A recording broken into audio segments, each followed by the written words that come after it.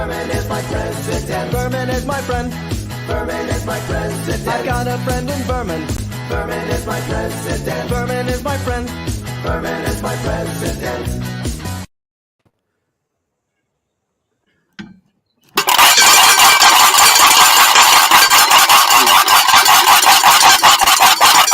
Hi, everybody. It's me, Vermin Supreme from this internet, and you are watching Super Tuesday. It is the Tuesday series where we use the conceit that I am looking and interviewing other political parties in an attempt to decide which is the best fit for me or me for them. I'm not really sure. But I have a feeling this is going to be a very, very wonderful exciting episode, and people are already commenting, smiling things, and there's comments, and so this week is a very special episode because this is the third episode, and the third time is the charm. That's what I hear. And of course, in the past, the first episode was, of course, Angela McArdle, chair of the Libertarian Party, and we got into it pretty hot and heavy there, and then we, so to speak, if you know what I mean. And then last week we spoke with Stephen Sheets, who was representing the Keystone Party, which was I don't know how to describe it. It's not a splinter. Maybe it's a splinter from the Libertarian Party, perhaps, because he of course was affiliated with the Libertarian Party and then grabbed all his people that he had been working with and said fuck this shit and split when things were getting stupid. And I think this week is similar in a way. And of course, this week we are speaking to some guy. So a guy who is working with the Non-Partisan Delaware project. Is it? I can call it project Non-Partisan Delaware. No, okay, we can call it. Well, once again, we're going to tease it out, and we're treating it as if though it were a political party, I guess, for the purposes of this format. And people watching TV right about now with me, I'd like you to give a great big Super Tuesday Vermin Supreme round of applause for Will McVay. Delaware. Welcome, Will McVay. So I am the executive director for Non-Partisan Delaware. Executive director. That is even better than chair, I think. It's much better than chair. We actually don't have a chair. We wanted to not have a chair. Right, because if you're the executive director, you can be a lot more bossy than a chair, you think? I'm a lot easier to fire than a chair, actually, is the reason. Oh, okay. Okay, so you've set it up so that people are easier to fire. Well, good on you. And Non-Partisan Delaware, where is that located? It's somewhere in the Appalachians, sort of the Alps, Switzerland, Himalayas, all over the place, but mostly in Delaware. Mostly in Delaware. Now, I very much I like Delaware because out of all the states, Delaware is a state that looks as if though it could be a Vermin Supreme silhouette, if you know what I'm saying. Yeah. I mean, it was specifically designed that way when the entirety of the Delaware River was kind of shot into the Atlantic Ocean. At that point, we decided we wanted to shape it very much like the boot. That's very good. The eternal dictator for life. Thank you. Because you do have there's Minnesota over Iowa, and that sort of looks like me, but that's two states put together. But it's one state that's going to look like me sideways is definitely Delaware. Mm-hmm. And of course, Delaware is indeed where President of America, I understand, is from, or at least where he rides the train to and from. And is that why you chose Delaware? Well, I chose Delaware because that's where I live mostly. The military kind of dropped my dad here several years ago, and so here I am. Airdropped him? I'm sorry? They airdropped him there? Something like that. Something like that. Kind of shat him out too, just like the river. Nice. That's beautiful. Beautiful. Delaware and shit. They seem to. I don't want to insult the fine people of Delaware. Okay, because Delaware is Delaware. What more can you say about Delaware? How does the old joke? did Delaware, her New Jersey, Idaho, Alaska. Little little dad humor there for you. Of course, it has nothing to do with politics or the wheelie dealy at hand, which is really finding out more about you, Will McVay. Tell me about yourself and how you ended up where you are as the executive director of Non-Partisan Delaware. About myself? Well, as many people may know, I have some history with the Libertarian Party as well, not unlike Mr. Sheets that you interviewed last week. But now I am with Nonpartisan Delaware. We're a new ballot qualified political activism and community service organization, and I'm the executive director. I'm also a member of the governing board, and as I mentioned, we don't have a chair. Where do you sit? I just kind of sit wherever I feel like sitting. Sometimes on the floor, sometimes on the table, sometimes on a friend's lap. You know, it just depends on what my mood. Okay, but maybe with enough fundraising, you could afford chairs. Maybe it's something that we're working towards, but we're focused at the moment on the election for 2024 and raising money for filing fees. So we'll get furniture later. Oh, wonderful! And what are you raising money for? We need filing fees because we have our own ballot access, but we would like to mess with primaries because we think that's a little bit more chaotic and a little bit more fun and a little bit more likely to get the attention of the people in power. So we're going to be trying to file in some primaries, and we have to raise money for that. So unfortunately, what type? Well, if they're primaries, essentially they would be one of the major parties or another party that is having a primary. And you would be accessing that to use to push your own agenda and get your message out there. Yes, and that's a very good strategy, and I have certainly been using it through the years, especially up in the New Hampshire primary and the like. So I think that's a very good way to insert yourself into the political mainstream. A good way to grab perhaps some headlines, and certainly a great way to really talk about the differences between yourself and the party that you are invading.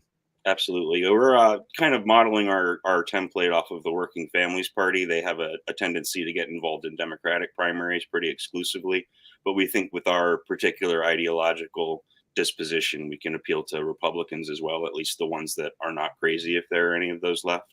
But at least the more kind of right-leaning independents than the Working Families Party might have access to. So we're hoping to kind of replicate their strategy, but we go both ways. So right, but you have ballot access yourself.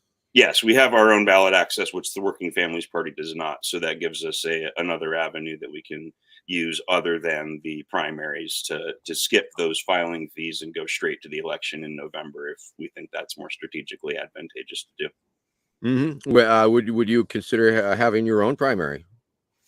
It's something that we would consider. The issue is with organizing it and how exactly we would do that, given the circumstances of our party and the fact that the primaries that are being organized, obviously, for the major parties are funded by the state and are closed primaries in that regard. So that's something that we're looking at in terms of. Now, is major party our own would be a logistical challenge, but something that we would look into creating some kind of mechanism for if we had the participation and the opportunity to do so. Now, you mentioned the phrase major parties. Is there a distinction for as far as ballot access goes from a major and a minor party? There is. It's not so much for ballot access as it is for candidate selection. And it's the way that Delaware law is written in Title 15. There's a distinction between what's called a major party and a minor party. A minor party is any party that has 10/100ths of 1% of the total number of registered members, which includes Nonpartisan Delaware and several other parties. And then there's a major party that has at least 5%, and that only includes Democrats and Republicans, and they do their nominations through the primary process, and that's what requires the filing fees and all that. And what other differences does the state put out there? What sort of are there roadblocks to minor parties as compared to the major parties? Well, it's actually relatively straightforward in Delaware to get ballot access, but there is definitely some tricks there in terms of, obviously, as I mentioned, the major parties are the only ones that have the primaries that are financed by the state. and they operate that closed primary and conduct that for them. Another advantage that they have is their ballot placement. Delaware is one of only 5 states in the country that still uses an old style ballot layout called party column, where you have the list of candidates and then each party listed across the column. Whereas most states use a Massachusetts style office block ballot. So the Democrats and Republicans get preferential placement on that party column ballot, whereas everyone else is off to the side afterwards. But that's really the only real advantage that they have is ballot placement. The ballot access laws in Delaware are actually very straightforward, and I don't have a whole lot to complain about there. We're actually ballot qualified in a couple of different ways. Nice. Well. That's very good. That's and great. We're working on another one specifically with the Mandalorians. We have several political parties that we're incubating. The Mandalorian Party being one of them. Oh, really? Yep. Tell me a little bit about that, if it's not too much of a distraction from a nonpartisan. Sure. Like I mentioned, the ballot access laws in Delaware are fairly simple to comply with. You have to get 10/100ths of 1%. That's how it's actually written in the statute. It doesn't just say 1/10. It says 10/100ths of 1% of the total number of registered voters, which works out to about 800, give or take, registered voters. Nonpartisan Delaware has about 1,200, so we clear that threshold by about half again. And the Mandalorians are at about 80 right now. So they've got a little ways to go before they get ballot access. But there are several parties that have been formed that Nonpartisan Delaware is partnered with. And if they don't have ballot access yet and they want to support a candidate in an election that we don't have our own candidate, we would then offer them our ballot access as long as that's consistent with our own strategy. Huh. Super cool. Super cool. No, I like the concept very much, and I'm hoping to run into several different potential organizations and political parties this year. We shall see, though. I don't want to tip my hat because I haven't announced yet, of course.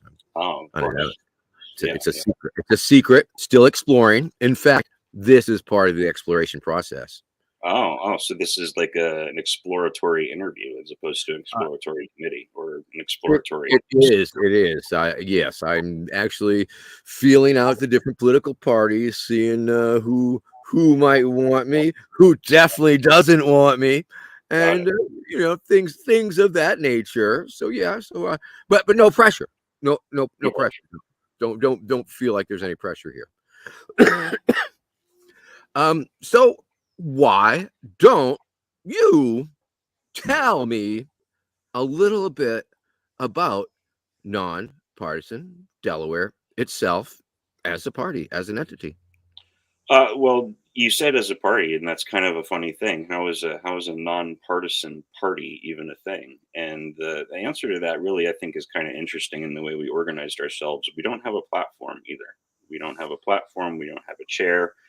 We don't have a lot of things. And as I mentioned, we incubate all these other parties. So, what do we really stand for? And the answer to that is that we put together a strategic plan as the governing board every 2 years that covers the election cycle. And that's what our priorities are going to be for that election cycle. And we are very Delaware focused. So there are Delaware issues that we're focused on.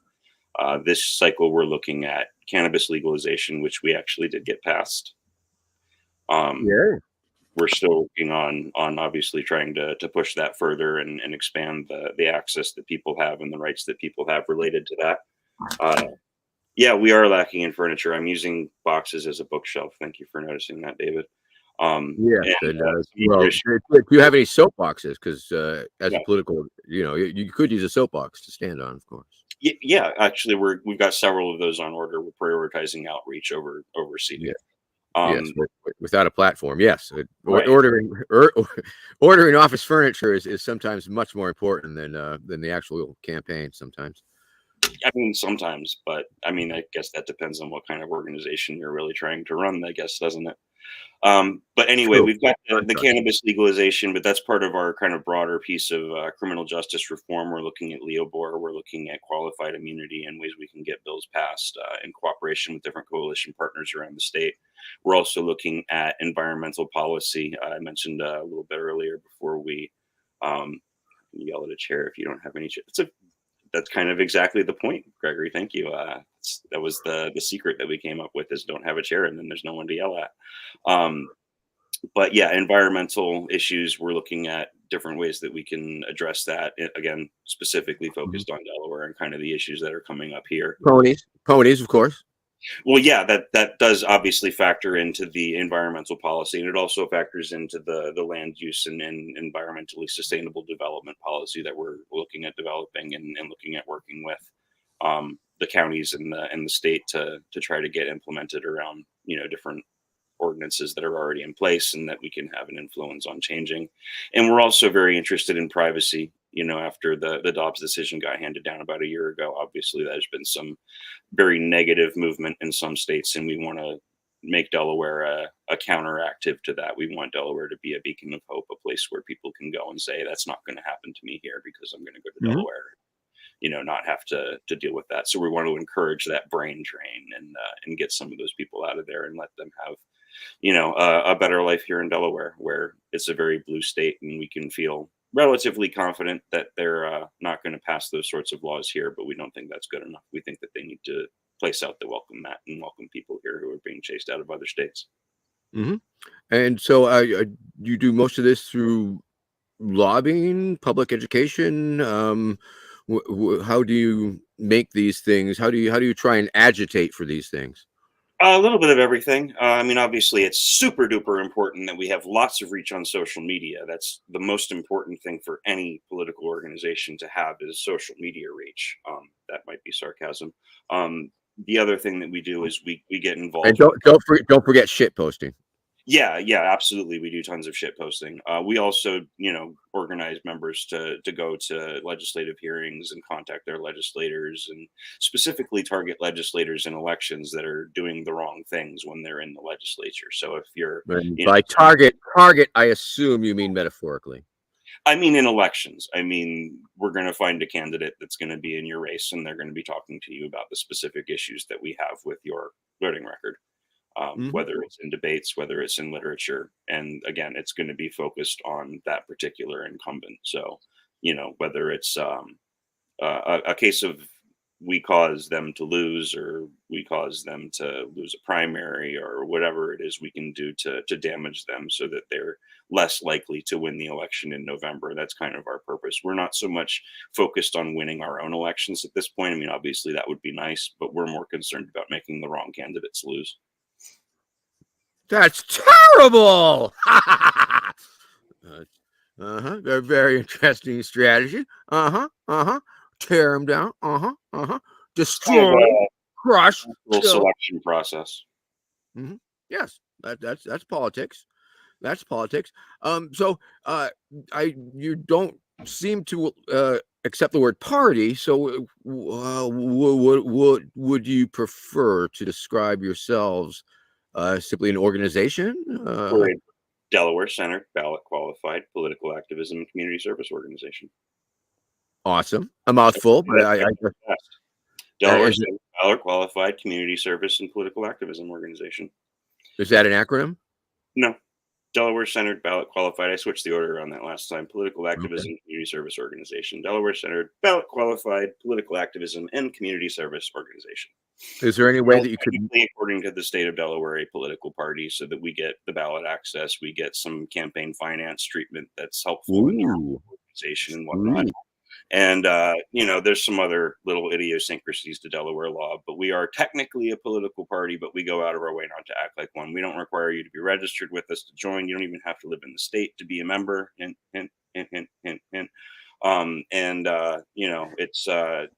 We don't require people to be specifically a member of Nonpartisan Delaware. You can be a registered Democrat, you can be a registered Republican, you can be registered anything, whatever suits your particular strategy at that point. We do have the option to encourage you to help us with a strategy. If we're running in a primary and you live in that district, we would ask you to register with that party at that time so that you can vote for our candidate. And obviously, if you want to be a nonpartisan candidate, you would have to be registered nonpartisan at the time of your nomination, according to Delaware law. But as far as, registration for normal circumstances, that's not something that we're worried about. As long as we have ballot access, we're comfortable. Nice. It feels like Delaware is just a small enough state that a party with your, modest numbers can make a difference, and it seems like with the proper organization, that you can achieve your goals by just having that 800 people, 1,000 people, but being able to deploy them and get them to harangue or lobby other candidates, or door-to-door things, or just getting the word out. I think that's a pretty swell thing about the situation in Delaware, that there is that possibility just because of the size alone. So that's Yeah, it absolutely is. And I mentioned that the requirement is 10/100ths of 1%, and that's around 800 people. So, I mean, anybody wants to do the math on that real quick, I can go ahead and give you the shortcut. There's around 800,000, 900,000 registered voters in the state of Delaware. And the average representative district has about 14, 15,000 people, about half of which vote. So you can basically win a representative district election with 4,000 votes. And the big parties typically say that they expect a candidate to have $30,000 to $40,000. But in 2014, I got within striking distance of winning an election, having hijacked the Republican nomination, spending nothing except the filing fee. I spent $900, $1,000 on the filing fee in 2014, and there is no Republican in the 32nd representative district, actual Republican now I'm talking, that has gotten as close to winning that election since then as I have. So it doesn't take a lot if you have the right strategy, and I think that we have the right strategy that can work, and we have some other little cards up our sleeve that I think when we play them, they'll help any candidates that we have, supported and endorsed using our strategy. And it's something I hope is going to make a splash. It's something that I hope is going to lead to some changes in terms of how elections are conducted in the state, and how ballot access laws work in, not necessarily in Delaware, but, kind of triggering that hope in other states that, it'll be easier to get candidates on the ballot. And, just again making a splash for the issues that we want to make a splash on, and encouraging the legislators that we're running against to adjust their policies, whether they end up being the legislators that get reelected, or whether it's the next guy who comes in, or next person that comes in, I should say, that comes in that knows that, hey, we were able to make the last person lose their election, and we can do the same to you if you don't toe the line. Sweet. Now, have you ever been to Joe Biden's house? I think I've probably driven by there, but that's not really a place I like visiting. So, Okay. And have you ever met Joe Biden there? I have actually. I've met him several times. He came to my high school once, because I graduated from high school around here, and he came down and visited the high school at one point. Wow, very, very, very exciting. I stayed far enough away to not get sniffed. So, ha! You are one lucky person there, one lucky kid. I had to kind of bob and weave a little bit. But. Oh yeah. Oh yeah. No, I hear that. Nice. So what have been some of your small victories during this short time that you've been the thing that you are? Well, I mentioned cannabis legalization. That's obviously a big one. But I think the story. Oh, you said the magic word. You said the magic word. Ding it. Whoop, hold on. That's right. Cannabis legalization. You said the word. I did. Yeah, it's something that we've been fighting for a long time here in the state. And on April 23rd, 26th. Crap, I forgot the date already. 23rd. I'm pretty sure it's the 23rd. April 23rd, 2023, the legalization bill became law because Governor Carney was too lazy to veto it. So you mean because I once smoked weed in 2 states at the same time, and one of those states was indeed Delaware. Really? That's fantastic. I was straddling the Delaware Pennsylvania line, and I was smoking the weed, man, and it was a beautiful thing. And I hope to top that by going to Four Corners sometime. But 2 states, one was Delaware, and apparently it was against the law. I didn't even know I was breaking the law when I was doing that. So I'm glad that the law finally caught up. Yeah, well, I think they won't prosecute you at this point. So probably no. So that's good. Think there's any amnesty for cannabis prisoners in the near future? There is actually. There's it's actually part of the legislation that passed, and part of some previous legislation that has already passed. Is it's relatively simple to get your record expunged if the only thing you got on it's a cannabis conviction. Fantastic. And is there That's any? actually something else that we're working on. Nonpartisan Delaware is working on. We're partnering with Apex. It's an organization with the Department of Labor. They do advancement of pardons and expungements. We're gonna help people do pardons and expungements, get that through the process here in the state.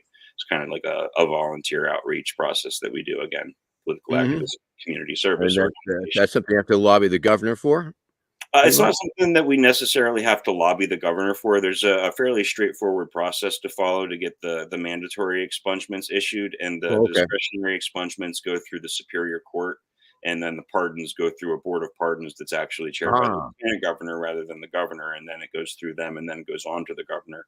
And so the governor is part of that process, but lobbying him's not so much part of it, at least not right. historically. It's more just kind of, the process goes the way Sure. the process Sure. goes. Yeah. Long as I you didn't realize you just don't it's need them. it's fairly straightforward. I've been through it myself. I had a felony charge pardoned and then expunged from several years ago, so I'm familiar with it. And I actually interned with Apex a couple years ago as well, so I'm familiar with the process from that end. And it's just something that I think that is something we can do to help people to access their rights a little bit more conveniently, and something we can do for the community. So something that I wanted to get us involved in. We have 2 clients that we're working on so far, but it's hopefully going to expand. Fantastic. Now, how, do you believe, or how do you find it? I just don't want to even ask really, but the difference between doing what you're doing under your banner that you're doing under now, as opposed to when you were doing similar things with the Libertarian Party. How is that different? How do you find that different, or do you? Oh my God, it is so liberating not being a part of the Libertarian Party anymore. Just the amount of bullshit I no longer have to deal with. The National Party is such a waste of time. It it was never overly helpful to us in Delaware. I mean, we got 4 delegates to the national convention. We had our ballot access in the bag, so they never really paid any attention to us to start with. Mhm. But when they became what they became, it was just purely a liability. It was a distraction from local activism to try to manage or be involved with any of the mess or drama that they caused. And it is just so liberating to not have to deal with that. And that's before you even get into the practical impact of how easy it is to be involved in local politics without the albatross of that dogma living over your shoulder, hanging over your shoulder. To just be able to say, you know what, this is better. It's not perfect, but it's better. So we're going to go with it. We're going to support it because it's better. And we're going to get progress that way. We're going to make incremental 2 year at a time, because this is our NPD's way of doing things, progress. And we don't have to adhere to a platform where, is this the one Yeah. true half of the one true libertarian? We don't have to do any of that. I mean, Mhm. even the Democrats and Republicans have a similar sort of thing with, are you a rhino, or are you a centrist corporatist Democrat, or a real progressive? Like, no, we're not focused on labels. We're not focused on ideology. We're focused on, are you here to help with the strategic plan? And if you are, great. And if you're not, then you can take a seat, because that's Yes. something we've done, is we've made it impossible to take over NPD. Nonpartisan Delaware Nice. is an Good. organization that can be Good taken. deal. Nonpartisan Delaware is an organization that has to be voluntarily given away by the board if it's going to change hands at all. It's not Right on. something you can just show up and say, "Hi, I'm going to be Nonpartisan Delaware now, and I'm going to take over because I brought so many idiots to say we're in charge now." That's not a thing that can happen here.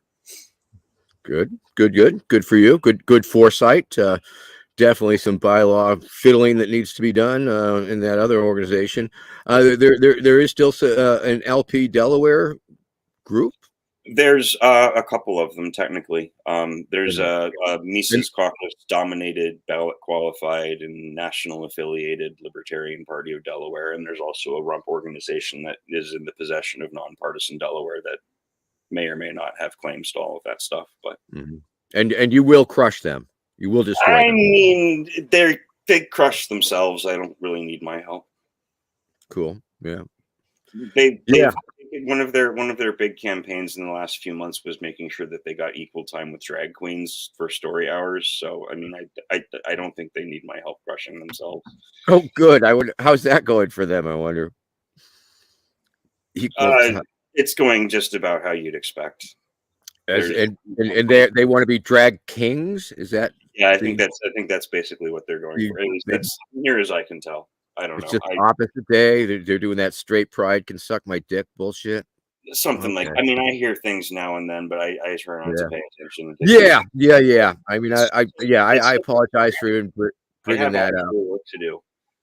That's actually a great question. I want to thank It is. Patricia for asking that one about It following is. Robert's rules of order. Because no, Do no, you follow Robert?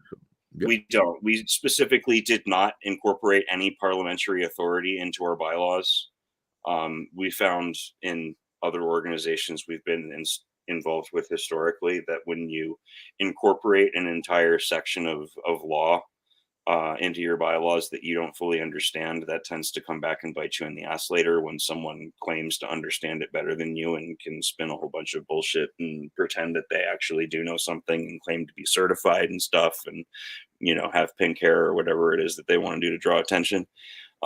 So it's at the end of the day, it's not something that we wanted to include. We can use any sort of parliamentary authority as persuasive authority. Like we can take it as guidance, but it's not something Mhm. that we have to follow. In terms of our mandatory procedure, we kind of make that up as we go. If the board wants to How say, many well, people? we're How not many cool with people this. are in your decision making body, as it were? So the governing board started with the 13 founding members that showed up at our organizational meeting back in June of last year, and 2 members have since resigned. So we're now down to 11, and we've got kind of a rotation system going where we're going to eventually rotate out, the 11 members that are still there and settle on 10 as our permanent fixed number. Now that can expand as our membership grows, but 10 is the minimum. We can also have fewer than that. We can have vacancies, but it's relatively straightforward to then fill those vacancies and get back up to 10. But Mhm. again, 10 is kind of the minimum regular And number until the membership expands to the point where it justifies having a larger board. and that's you would make. How do you make decisions? We do votes, pretty much the same as any other Majority. board would. Like I said, it's not really following any sort of specific rules of order, but we do kind of tend to follow something that ends up looking fairly similar to Roberts just because that's what we're all familiar Mhm. with. But you're not going to have someone come and say, well, this random obscure section of Robert's Rules of Order section, no one's ever read this ever, subparagraph, who cares, says this, that, or the other thing. It's like, that's nice. We don't follow it like that. Like if it sounds good to us and it's what we want, then we'll use it. If it doesn't, then we don't. It's Yeah, it's very much I've worked in groups using consensus as yeah. a model of decision making, and that is definitely a lot more strenuous. Takes a whole lot of work, and Well, we do allow for majority votes and 2/3 votes, so we don't require Mhm. unanimity.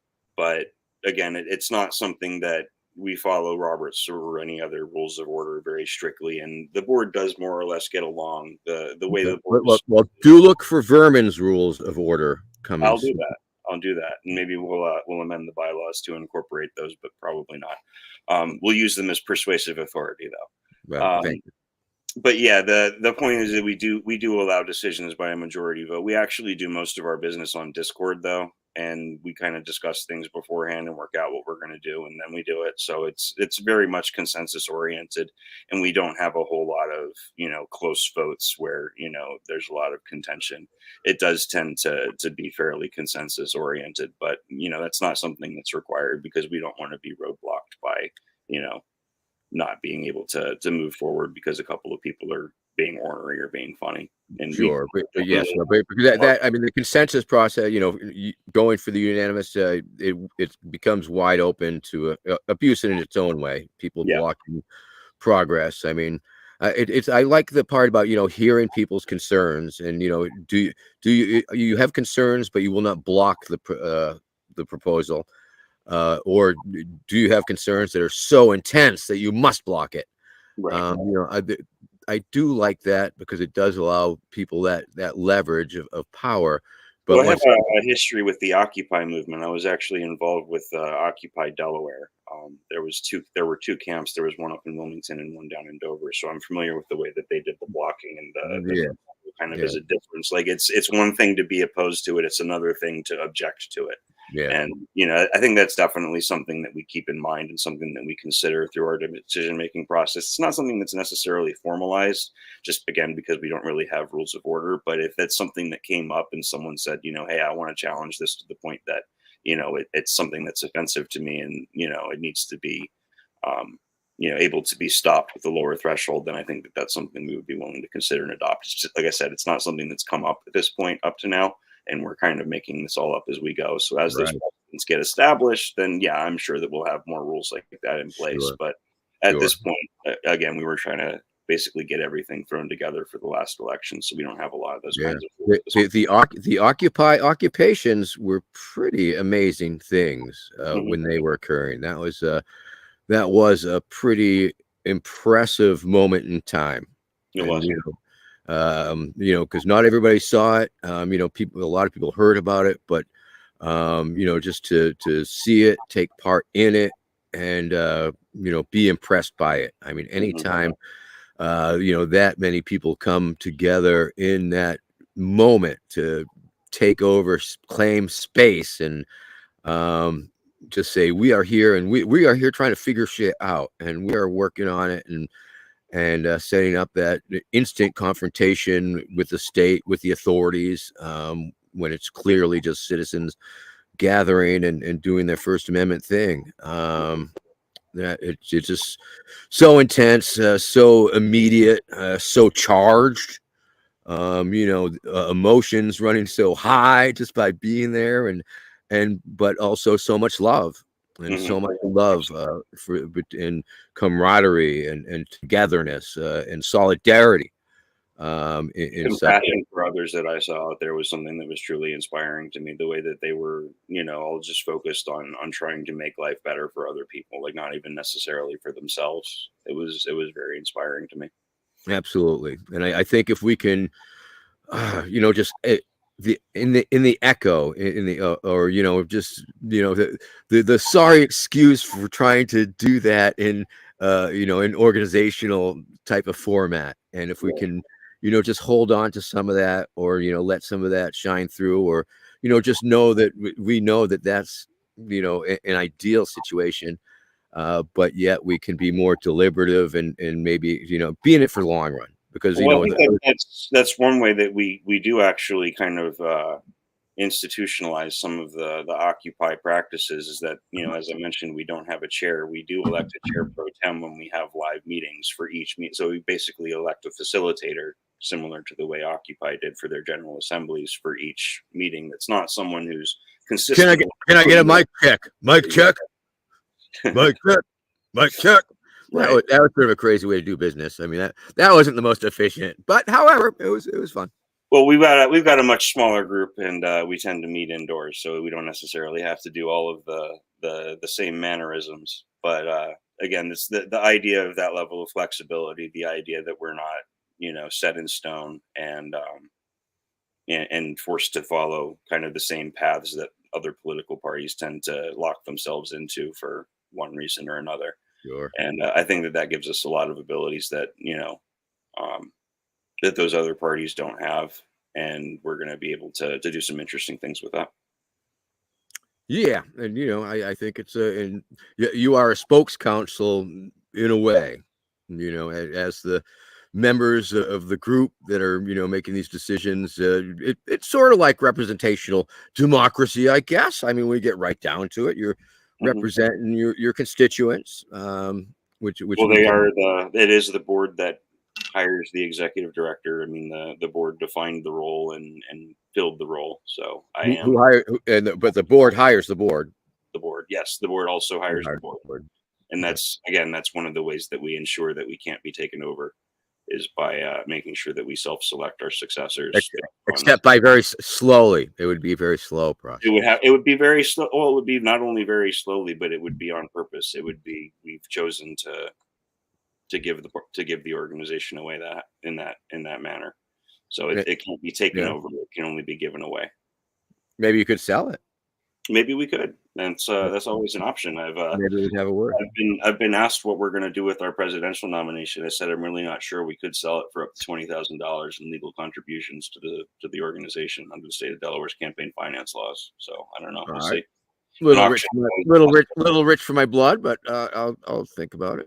Well, we don't have any bids yet, so right now it's going for about $5 and a massage. Okay, I'll match that. Okay, I'll match that. I'll make it 10 in a handy. How about a foot rub? Because I don't think I'm into that. Okay, all right. We'll make it that 10 Okay. in a foot rub. Now, is that for the board? Yeah, I think that, I mean, I can tell you what That's the executive director. I mean, do we have to run this through anybody? Yeah, because I mean, I can tell you what my vote's worth as one board member, but there's 10 other people. I can't really speak for them. I don't know what they're going to want. All right, yeah, the masses. I mean, and what good's being an executive director if you can't tell them what to do and expect them to do it? Well, I do have some influence as a board member. I can be very convincing sometimes, but you're double dipping, is what you're saying. Something like that, yeah. Because I get paid nothing as a board member, and I also get paid nothing as an executive director. So that adds up. It does. You get 3 or 4 more jobs like that, and you can really start going places. Very true. Very true. That would be one possible mechanism, Gregory. Yes. If one member murders the other members, that's a possibility we'll have to guard against. Thank you for bringing that up. I didn't know it was going to get so dark so fast, but here we are. We'll have to invest in security. But it would be pretty damn cool to be on the ballot in Delaware, because the state looks like my head. I mean, let's face it. I mean, I think that alone would get a lot of votes, quite frankly. I think you could probably get your own political party started if you wanted to. You could have a Vermin Supreme political party. We'll help incubate you, get you started and get everything organized, get a treasurer and all that stuff, teach you how to operate the campaign finance system. It's a bit of a pain in the ass, but we'll get you there.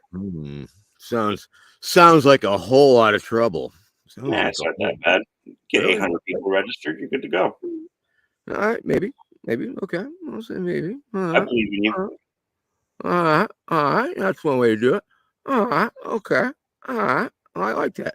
So I think that's a very cool service that you provide, is the incubation and helping and teaching and grooming other smaller political parties into being. So I think we groom young political parties into running against politicians and harassing them for us.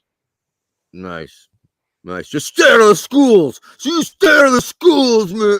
Well, actually, you should probably be in the schools doing that. Speaking of schools, we're getting involved with school board elections and school districts as well. We've got monitors that we're trying to get placed in all of the 16 school districts across the state, so that we can keep track of the different things that are going on in the districts. Because it's something that a lot of people don't seem to understand. The turnout for the elections is extremely low, and most of the candidates are running around. That's for the election. You're saying you want monitors at the election at the school, not in the no.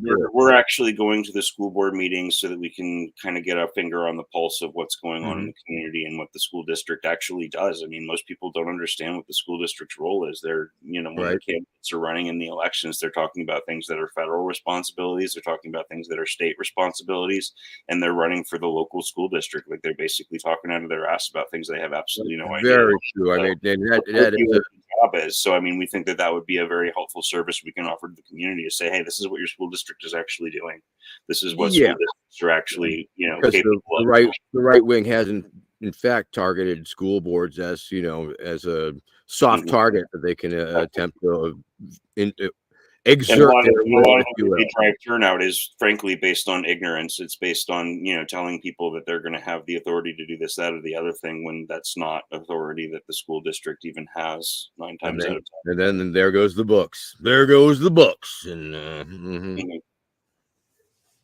And that unfortunately is authority that in a lot of cases the school districts do have is to limit the availability of certain materials in the libraries, and that's obviously something that we would be opposed to. We are nonpartisan, but that doesn't mean we lack for opinions.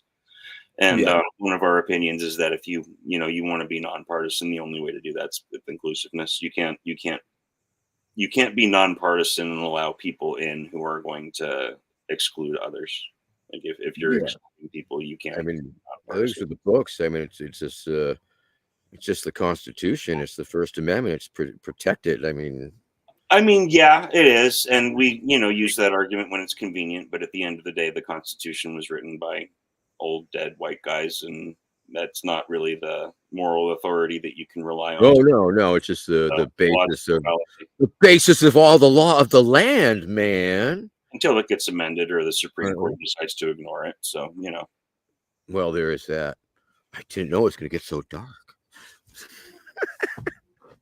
so fast. speaking of ignoring the Constitution, I've been thinking a little bit about the question that you asked Steve last week about becoming dictator for life.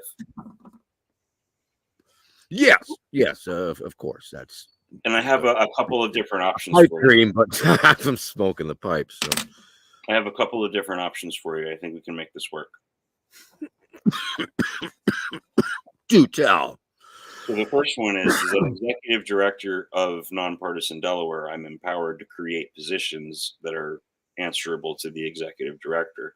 So I could make you dictator for life in the NPD, answerable to me. And as far as for life, considering your immortality, we would have to actually define that as the life of King Charles plus his descendants plus 21 years, law of perpetuities and all. So that would be one option.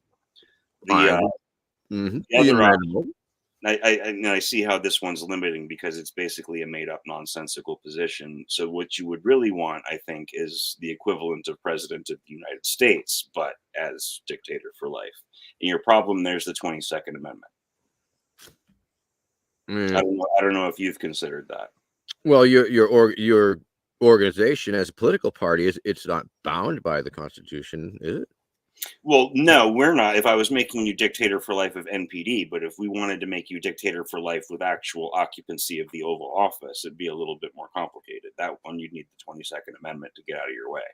So I'm just wondering if you have any thoughts on that, because I have a plan, but I don't want to step on your toes here. I mean, this is your position. So if you have a strategy quite frankly, Will, I would be quite content with being president of Delaware. Okay.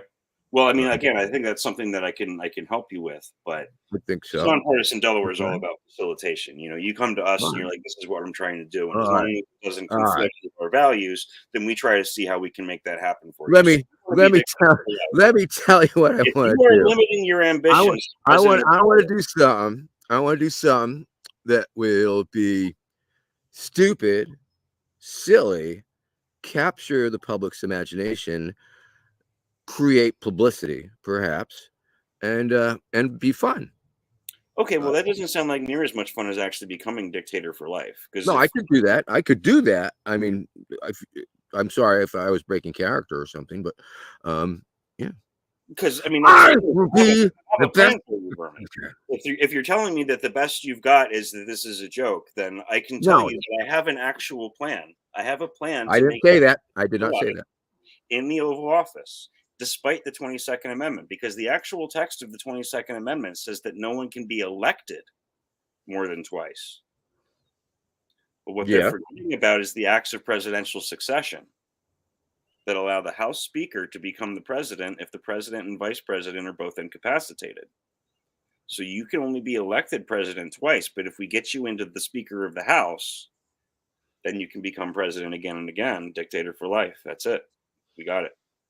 All right, let's do it. Let's do it, Will. Let's Let's shake on that. But I think the first thing, it does make sense to at least get you elected the twice first. Yeah, and we got to run it by the board. Take advantage of the easy way first, and then then we'll do the unconventional one afterwards, kind of a la Vladimir Putin. Okay. Well, once again, it's totally up to the board, I suppose. It is. The board makes the decisions. I just I provide the opportunities. I'm like, hey, this is a thing. Sure.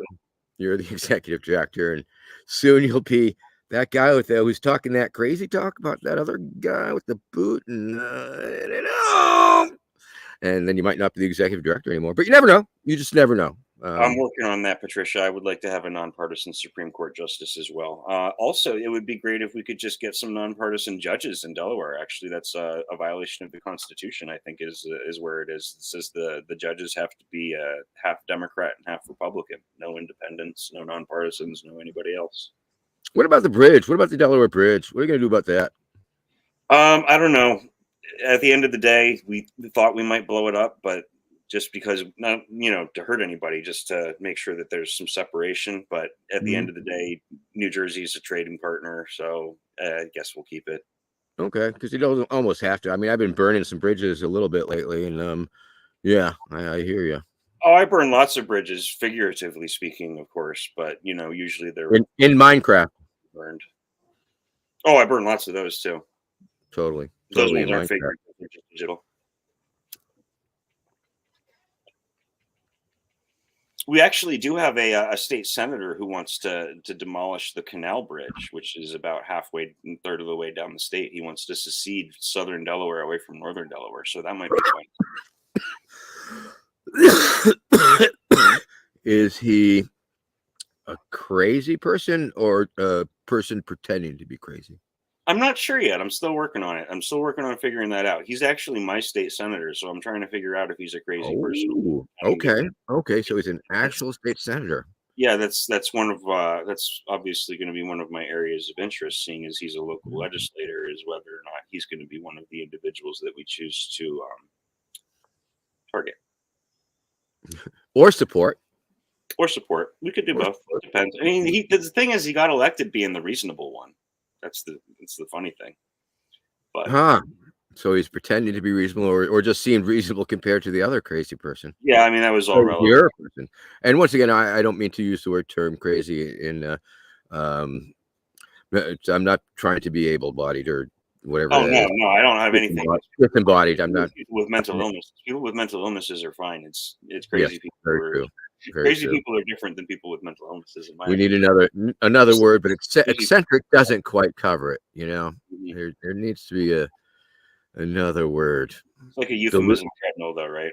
Maybe delusional isn't so bad. Maybe delusional. Then again, there are people who are harmlessly delusional, and there are people who are delusional.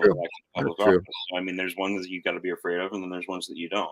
Ones that I'm very not true. afraid of are the ones that didn't get elected. So we would need more adjectives, and if we were really clever, we'd probably make it an acronym. And I think you really should consider shuffling the letters in your name to make an acronym. Crazy people. Because people really like acronyms, especially for ballots and stuff, and acronyms. So if I was going to offer you any political advice tonight, and of course that's not my place to do so, but if I were to, it would definitely be consider rearranging the letters in your name to make an acronym. I'm gonna work on that. Okay, cool. That would be that would be mighty swell. I'd like that. Yeah, because I have the Free American Pony Party, and that spells FAP. Yep. Mm-hmm. And of course, me and you right now, we are on the Pony Entertainment Network Information System. Oh, well played. Which is also known as penis. And so yeah, acronyms are out to the internet. Yeah. Yeah, you can probably crowdsource it and stuff for sure. Mm-hmm. It really is an American thing. It's an American military thing too, I think, where it's just the military comes up with acronyms for absolutely everything. People love acronyms. Speaking of the military, what about using the National Guard of Delaware to kick fucking New Jersey's ass? I mean, it's tempting. It really is. I mean, I know I've thought about it. I'm sure the governor's thought about it several times. I mean, it's New Jersey. But at the end of the day, I'm very much against aggressive warfare, so they would have had to start it first. I mean, I guess they did, being New Jersey, but Yeah. you need to be able to I mean, justify a cast if spell. if the wind shifts and starts blowing your way, man, oh yeah. But no, we're against wars of aggression. We're against invasions.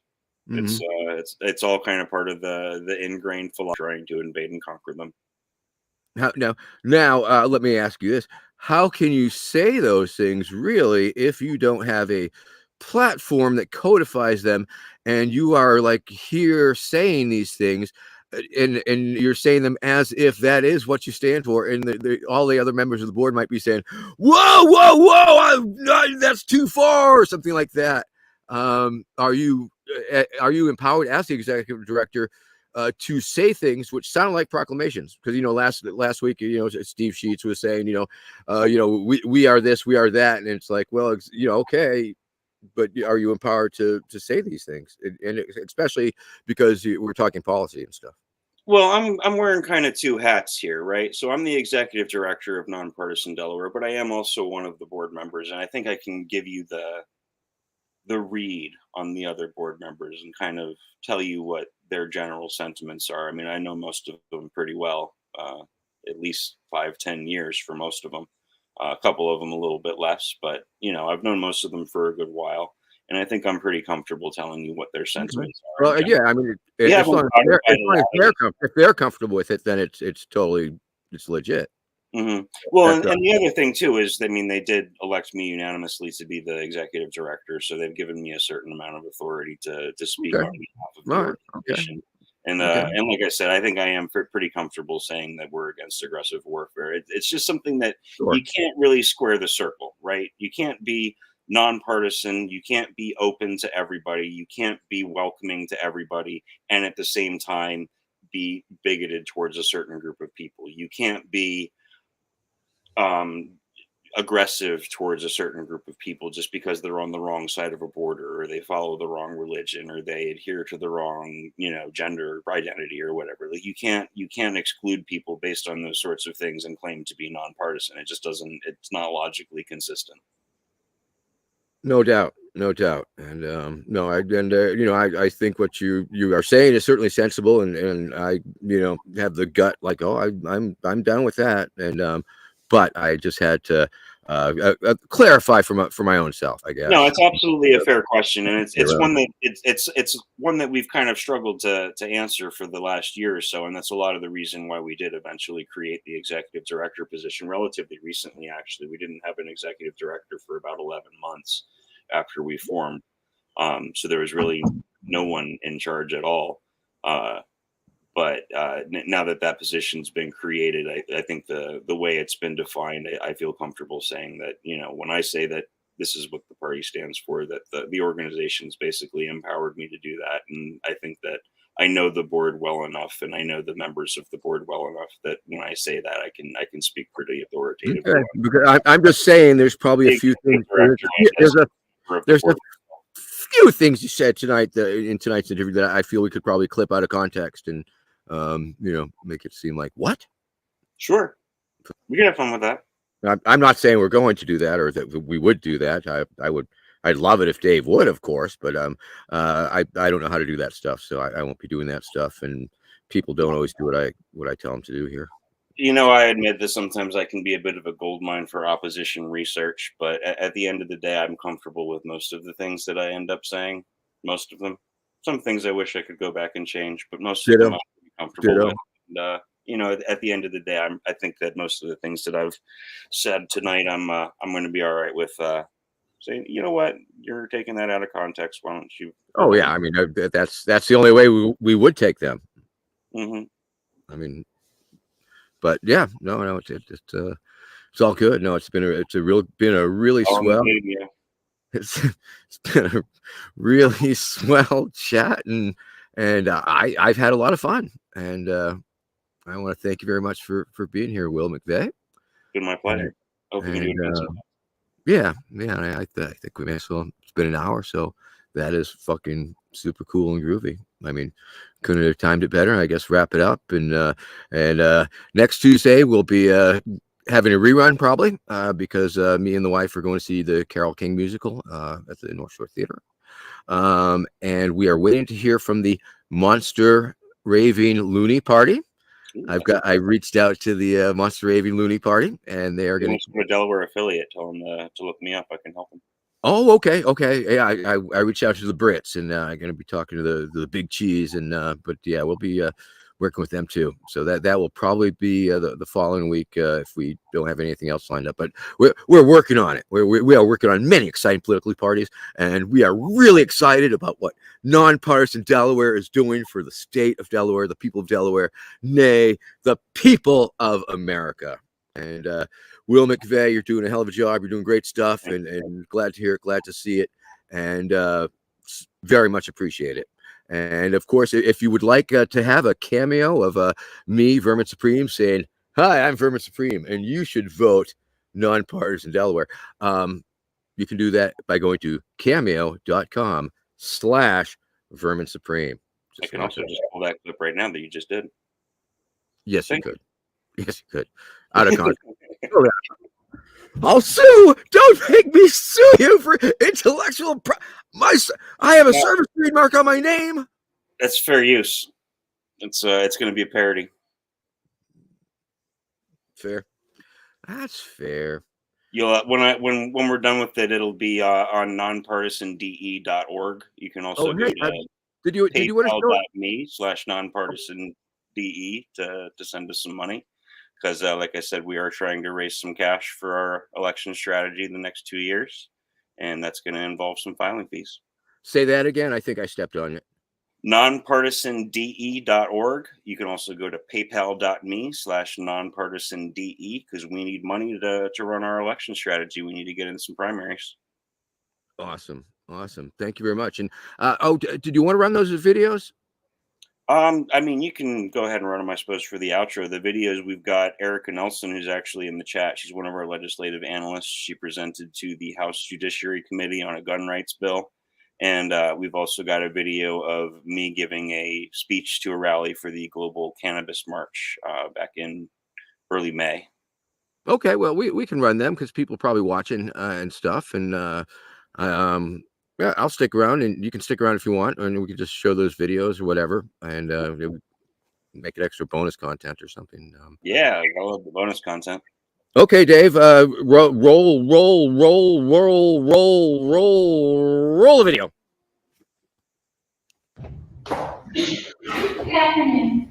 Thank you, committee members and members of the public for your participation today. My name is Erica Nelson. I'm a legislative analyst for Nonpartisan Delaware. Due to the nature of our organization, we will often comment on bills to suggest improvements and identify issues without commenting on the overall merits of the proposal. In that spirit, we have identified 3 areas of concern we hope will be addressed, all of which are covered in more detail on our website and in comments we will submit via email. They are the cost to applicants to complete the requirements, potential time delays in processing applications and completing the requirements, and the privacy implications of applicant data being retained by the SBI. We look forward to working with legislators to explain our concerns in more detail and assist in drafting any amendments to address them. Thank you for your time. Nice. And we did follow up on that with an email to the committee, and that email got posted on the website. You can find that if you go look for it. That bill is talking about permit to purchase, and we identified several issues with the legislation. We actually read it. Huh. And this is the Global Cannabis Rally. No! We are not done. We need federal legalization. We need Biden. We need Carper. We need Coons. We need Blunt Rochester to roll the blunt faster. Legalize cannabis at the federal level. Even in the state, we're not done. We are not done in Delaware. We need home grow. We do not need to be waiting in line behind big businesses for a permission slip from the government to sell cannabis. We need home grow, and we need it now. What do we want? Homegrown! What do we want? Homegrown! When do we want it? Now! Here we go.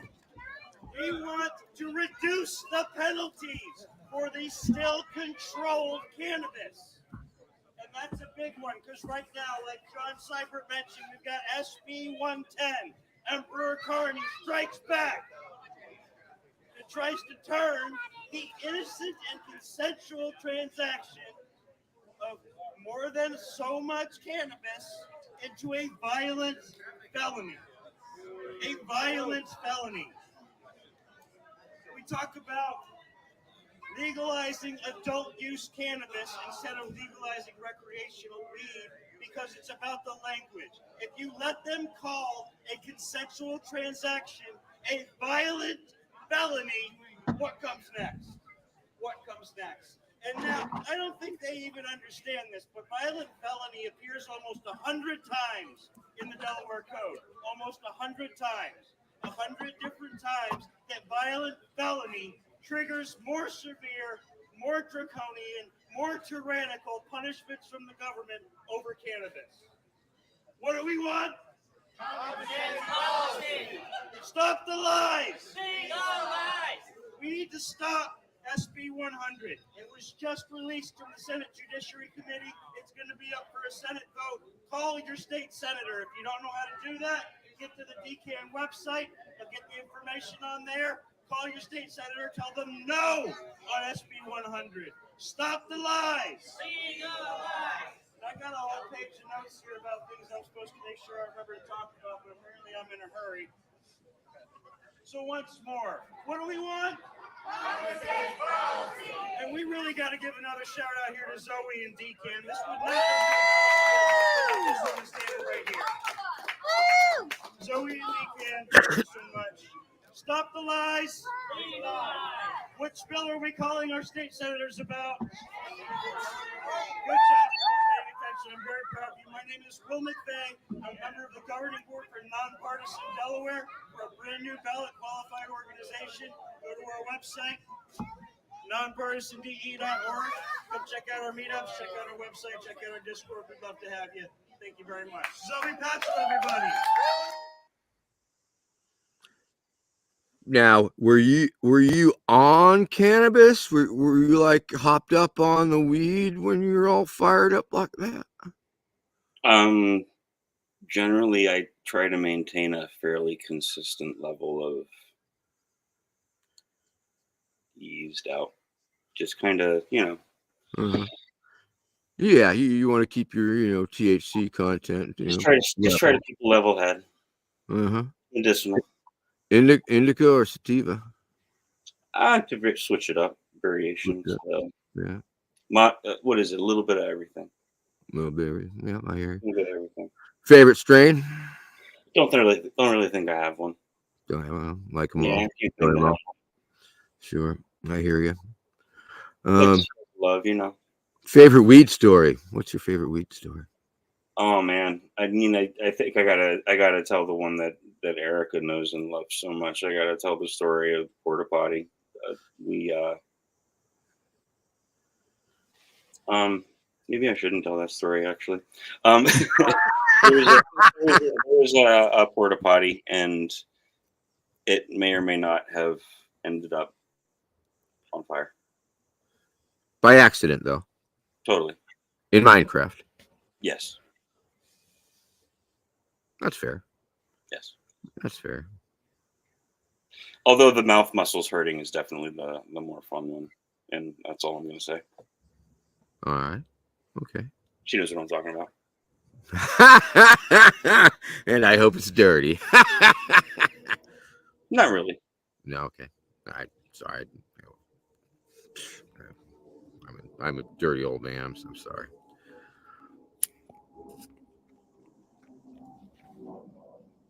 But yeah, I mean the thing with that one bill, the SB 100, is that we read it. we read the bill. We looked at the different cross references in the law. Apparently, that's something that the legislators didn't bother to do. They didn't even understand their own bill. They're like, "What? This covers cannabis? What? This means Violent felonies. this means that someone can sick their dog on a child because they have too much weed and it'll be fine." Oh, I didn't realize that. Really, you're that dumb and you're a legislator? I don't know. It was embarrassing. I was sad for them. Yeah, that's the thing about them. Politicians not reading, not knowing, not caring. Apparently, or maybe get briefed by their underlings or what have you. But it's crazy. But that's a lot of what we do. Really, is we actually read the legislation. And make sure that the legislators understand it and make sure that they understand what the weaknesses are. I mean, most of the board is very adamantly against the permits to purchase bill, but a lot of the people that we're in coalition partnerships with are supportive of more gun control. Do you have a permits to purchase? We look at it and we say, hey, this is some of the issues that we actually have problems with. Like, we don't like that it's a violation of privacy. It's got, several provisions in there that basically allow them to create a registry when they don't have to. When you're studying a bill, do you have a study group, or do you have just different people on the board that read it, or different people on the board that read it mostly? I mean, there's discussion that kind of happens as part of the process. I mean, several different people will actually read through the legislation and read through the different just highlight the crazy shit or stuff like that. Yeah, and then kind of we come back and we'll talk about it as a group and look at the different aspects of it. And it's not necessarily the board that does it all the time. It's a subset of the board, or it can be a couple of different volunteers. Subcommittee. So you have room for informal subcommittees? Yeah, I mean, it's obviously it's very informal, and especially with the kind of the poorly defined role of the executive director and the authority that the executive director has. I can basically be like, hey, you come help us, and you're a policy analyst now. And it's very informal in terms of, hey, kind of ad hoc. We need people who are familiar with this, people who are familiar with that. And they will say, how high? When Delaware was looking at adjusting the ZEV regulations, the ACC2 standards that I mentioned, ponies are actually in violation of. Well, that's not with the methane capture devices that I've developed with scientists. Okay. So you didn't tell me about the methane capture device. If I'd have known about the methane capture devices, then you would have been good to go. Oh yeah, no, I could provide actual studies on that they did on cows, on bovines. They were capturing cow gas as a exercise, and they had these big ass backpacks on, and I got sources. Okay. Well, did the backpack? You don't have to worry about the density of the methane, do you? Because if you capture too much, you don't worry about them floating away. That's not a problem. Not a problem. Okay, a little bit of a problem. Not a major problem. I'm like I said, nonpartisan Delaware's role is to flying cars. Do you see flying cars in the future? No. Flying ponies? Yes. And just make sure that you've thought of all the different angles. We're here to help. We're facilitators. Really. Well, thank you. No, the floating pony proposal is there. It's right on. It has everything. Maybe that's what you want. Because you can bring air travel back with the ponies. They're able to float. It's kind of a hot air balloon situation. Exactly. Mm-hmm. Exactly. And then if you can direct the outflow, even you can actually steer. Mm-hmm. So you don't want to capture all of it. You want to give them little fins. Well, then you have to add weights maybe to help hold them down, like to do with balloons. Sandbags. I think they use sandbags, like a submarine, right? Sandbags and an anchor, I think, are in the hot air balloon. So you need that. Right. But the thing is with the hot air balloon is that the hot air is not quite like you have a limit on the amount of fuel that you have, so you have to worry a little bit more about that. Whereas with this situation, you can really treat it more like a ballast tank on a submarine, where if you want to go up, you can just inflate a little bit more, and if you want to go down, you can very true. And sink back down. And you can also use kind of the diving planes to, direct the exhaust gases to help you steer that way as well. You can really just make a full-on submarine if you have the right equipment. Yes, we could do underwater travel also with the ponies for sure. Exactly. Well, at that point, though, you need a breathing apparatus for the ponies as well. And the pony poop is sort of carbon neutral in the sense that it makes no carbon because they're going to be magic ponies.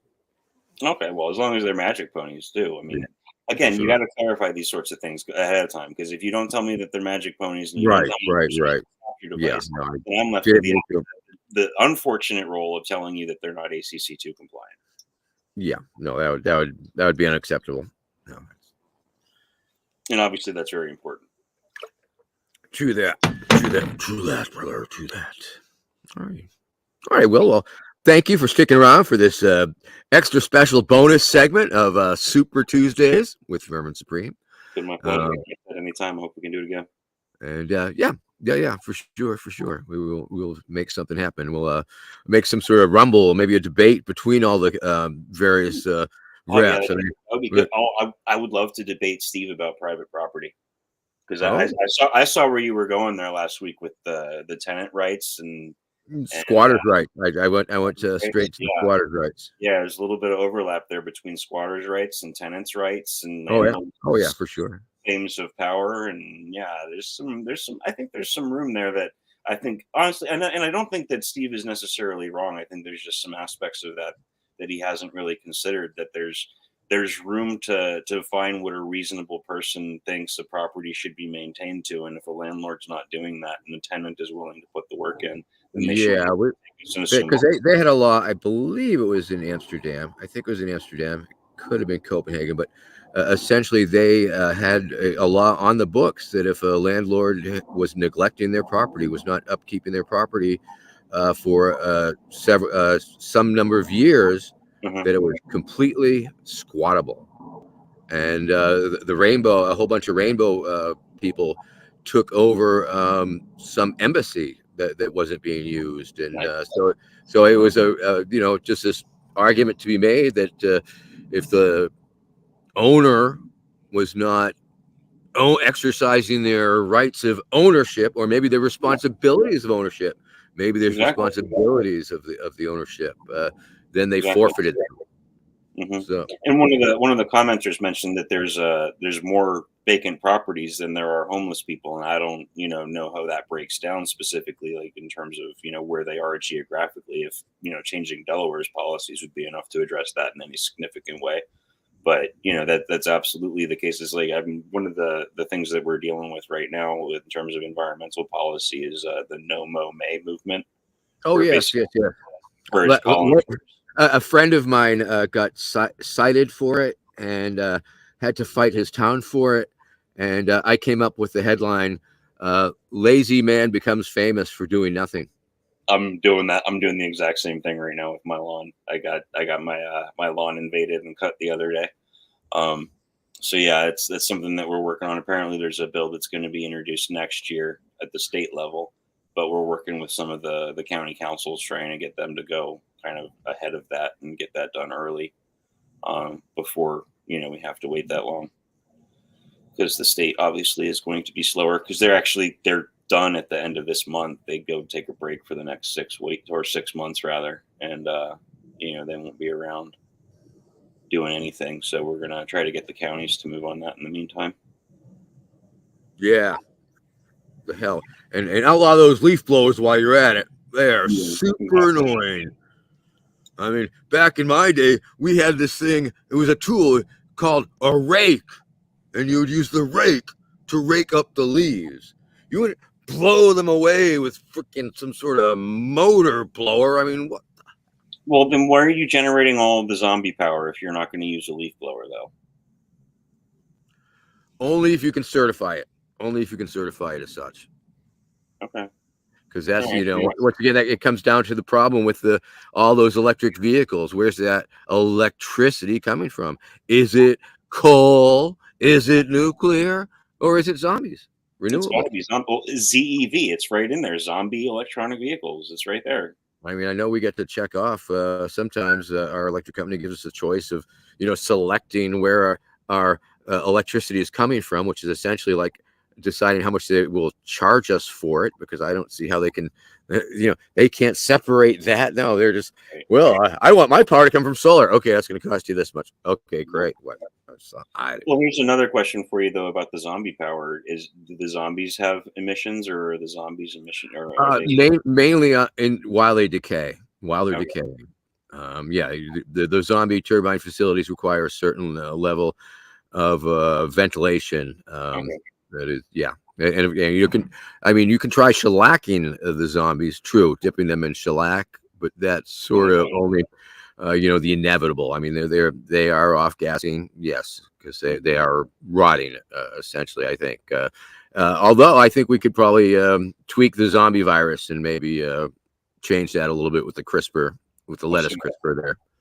And what's a little genetic modification among zombie viruses? I'm sure that's perfectly safe. Absolutely. And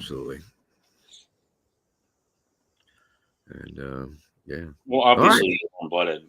How could they? I mean, unless it's a zombie fish or a zombie lizard or amphibian, right? Sure, zombie animals. I've seen the comic. My friend Digger Mensch did a series, comic book series based on animal zombies. It was, wish I could remember the name. Yeah. Okay. Well, if you think of it, let me know. That sounds interesting. I will. Yeah, remind me in the rerun, and I will send you a link to his stuff because he's good people. And once again, of course, I'll be out in Los Angeles, California, coming up real soon, July 22nd, 21st, and the 20th, and maybe even the 23rd and 24th. So we'll see. We're going to be doing a little tour. We got me and Goat versus Fish doing a like some sort of showcase thing at a venue and stuff. Like I'll be performing comedy and stuff, and so that'll be exciting to do that again. And of course, on June 18th, which is just a couple weeks away, we are having the Interdimensional Putt-Putt Tournament here at Verm Largo, and we will be live streaming that shit. We are going to have the cast and crew of the Shroom Show come up, and they all dressed up. They dress up in like head to toe green alien body stockings. So we're gonna have a shit ton of fucking aliens playing putt-putt. We got hopefully Rob Patillo and some of the crew from the Quiet Desperation show in Boston. We got John Hartman coming up with some of his cast and crew. So we're gonna have like three. Oh, and the Gooder Life kids from the neighboring town. So we're gonna have like 3 or 4 different crazy content creators colliding on the golf course. Will it turn into like an amazing magical thing, or we'll just be maybe just fighting each other? I don't know, but it's going to be a lot of fun. This Friday, hopefully, we're going to have my friend is having his annual Flounder Fest, and so we're going to have all his fishing buddies out here playing putt-putt at Verm Largo on the 18-hole mini putt-putt golf course that I got. And so we'll be doing that, and we'll be airing that hopefully on the live stream. I don't know if we'll do some StreamYard, whatever. But I digress. I'm just doing self-promotion. Will McVay, of course, been doing self-promotion for Non-Partisan Delaware, and good stuff like that. And this has been Super Tuesdays once again. Super bonus edition content here we've been creating going into overtime just because we can. Just because we can. Because hey, you're the host. You can do what you want. Yeah. And we got bills. We got bills to pay, so you can kick down our way. Also, patreon.com/Vermin Supreme. The Pony Up America Vermin Supreme. We should see that link out there. Put that link out there, where they can give me my money to the campaign. Because what we figured out, dude, was it's like, okay, you can give me money through Twitch or something, subscribe to Twitch, but I only get half of that. Okay, sure. You can hire a Cameo, which is much better because they only take a quarter of that. But or you can go to my merch store and buy stuff. But because that's the celebrity side, got to pay taxes on it. But when we're running the campaign, it all becomes tax-free. Once you register with the FEC, once you become a political entity, you are entitled and given the opportunity by the government to have a bank account where people can give you money and it will not be taxed. So it's really a wonderful, magical thing. And so, like, we move our operations over to the political campaign, and it's like, yeah, buy a T-shirt, and then you get to count the money. Like, say they buy a T-shirt for $20. Okay, drop ship, sure. We only get like $5 of that, but nonetheless, we get to count it all on the bigger figures, so we can say my campaign rent took in tens of thousands of dollars, because the last one I did quite well, let me tell you. And hopefully we can do that again. And hopefully we work that magic in Delaware. I can feel it. Speaking of which, our store's running a special in 4 days. We got some new designs up on our store. So check those out.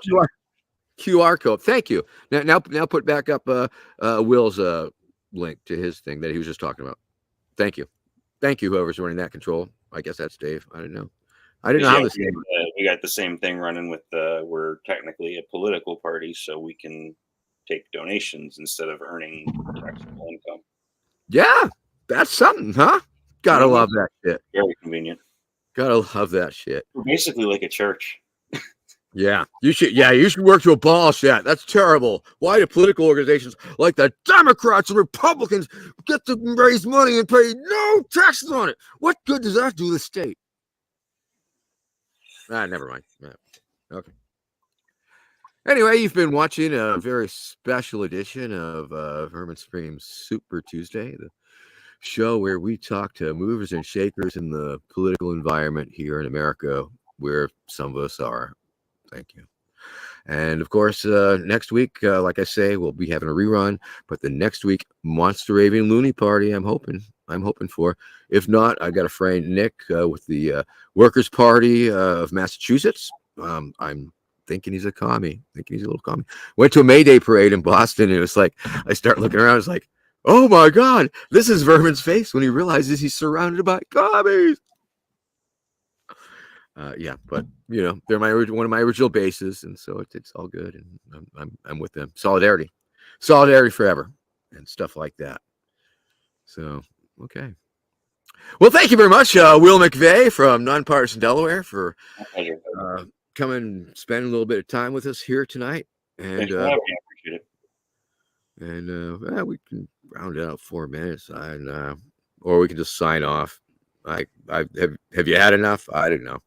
Well, we could take it with 7 minutes. I have 57. Let's see, 126.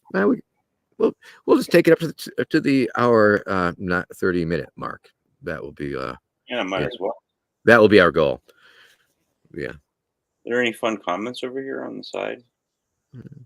Promoting the cameo. Be sure to tune in to High Noon with Vermin Supreme every Saturday on YouTube at noon Eastern time. Do you watch that, Will? Do you ever watch that show? High Noon? No, I haven't seen that one. Oh, it's called High Noon with Vermin Supreme, and it's every noon at YouTube on Saturday, and then on Twitch on Sunday. And we spend an hour together, and we drink coffee for the first half hour, and then for the second half hour, we smoke weed. Sounds fun. That's the format, and it's all comments. It's different because it's just like, instead of me sitting here talking to you, it's just me talking to the freaking camera for an hour, just like fucking, I don't know. But people seem to like it, and the commenters make it really, just reading the comments, and people ask questions. I guess that's what eats up the time. People asking questions and talking about stuff. They set me off. And ask me anyway. Yeah, it's a little bit AMA for sure. Got that going on there. Got to give people what they want. Yeah, for sure. I mean, because this is the closest I've come to like a political broadcasting, if you will, because I'm definitely not a pundit, and not a prognosticator, and no, none of that. So this has been nice, and being an interview guy. So now I'm an interview guy. So yeah. You got a flair for it. Yeah, no, it's fun. It's pretty cool. I enjoy it. I guess apparently it's a show. Apparently people watch it. So boom, there you go.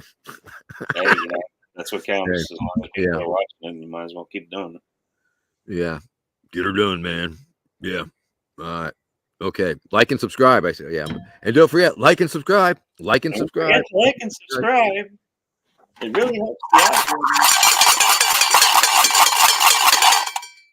Take it out on a high note, right? All right. Okay. Well, thanks for tuning in, everybody. Oh yeah, because the theme song is very exciting because we have the new theme song and intro and outro now. So that's pretty exciting. I feel special. I could be the first one in on that. Oh yeah. So I hopefully Dave will cut you into it, so you'll be part of it. Hey, there we go. I think so. I mean, yeah, it's screaming for it. Yeah. I can do that. There you go. Excellent. Yeah. All right. Well, we'll see you next week on the opening of and closing the show. Should have put the helmet back on for that. Yes.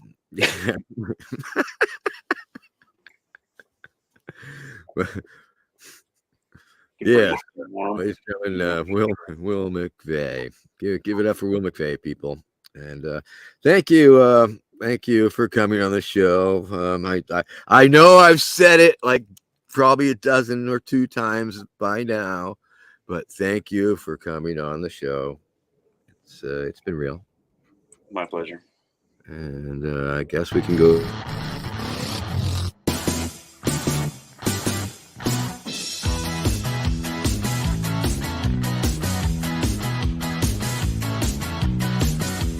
Vermin is my president. Vermin is my friend. Vermin is my president. I got a friend in Vermin. Vermin is my president. Vermin is my friend.